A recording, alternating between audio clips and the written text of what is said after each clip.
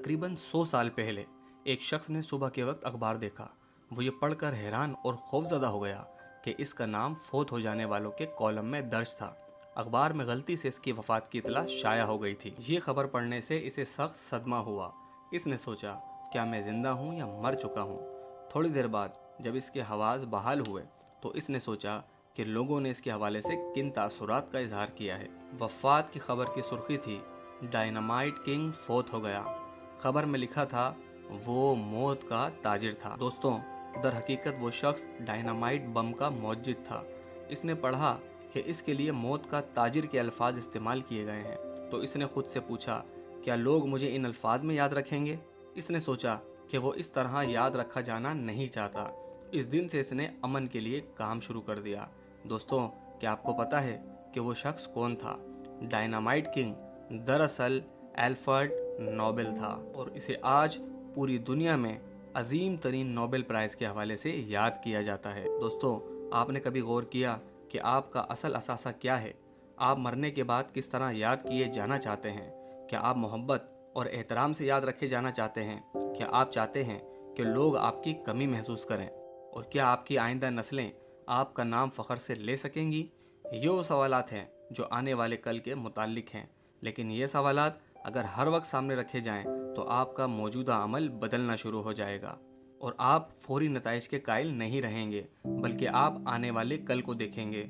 सब्जियां जल्दी उगती हैं और जल्दी ख़त्म भी हो जाती हैं। दरख्त आराम से बड़े होते हैं लेकिन तादेर कायम रहते हैं। दुनिया वाले गोभी के फूल का साया नहीं लेना चाहते, वो तो घनी छाँव वाले पेड़ों को तलाश कर रहे होते हैं। इस तरह जियो जिससे तुमने आने वाले कल मर जाना है। जिंदगी खेल तमाशा नहीं। ऐसा नहीं कि हम बैठे रहें और वाक़यात को रोनुमा होते देखते रहें। हमें चाहिए कि ज़ाती मफादात के साथ साथ मुआशरती जिम्मेदारियों को भी सामने रखें। कलील मुद्दती फ़ायदे के लिए गलत फ़ैसले करने के बजाय तवील मुद्दती फ़ायदे के लिए दुरुस्त फ़ैसले कीजिए। हमें खबर होनी चाहिए कि कब और कहाँ डट जाना है।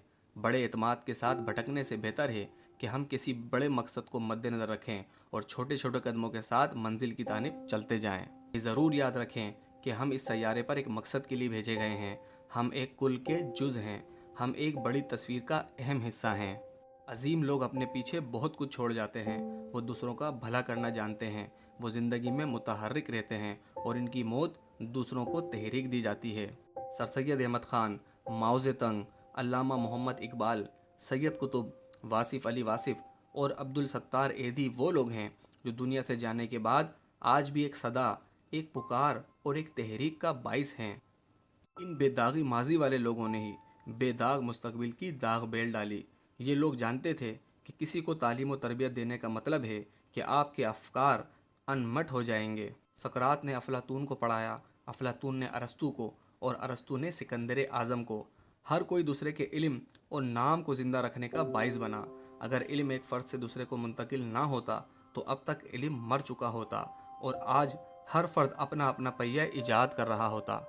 दोस्तों, गुज़िश्ता सदी में रोके फेलर का शुमार दुनिया के सबसे ज़्यादा मालदार अफराद में होता था।